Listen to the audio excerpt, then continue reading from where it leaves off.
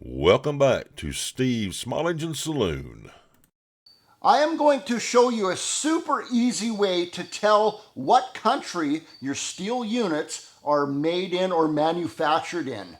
There seems to be a rampant rumor going around on the internet now saying that all of this steel equipment around me, it's all made in China.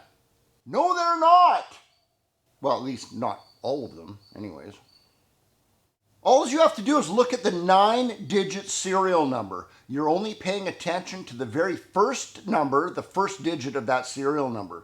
Here's one right here. This chainsaw, serial number right there, starts with the number 1. That chainsaw was manufactured in Germany. Here's one right here. Serial number starts with the number 2. That one right there is made in the United States of America. Hoo-ah! Virginia Beach, baby. The next one is actually pretty rare. I couldn't find an example for you to show you, but if you're lucky enough to have a serial number that starts with the number 3, that is made in Brazil. This leaf blower right here, serial number starts with the number 5. That one also is made in the USA. USA! Hey, wait a second, I'm Canadian. What the hell am I doing?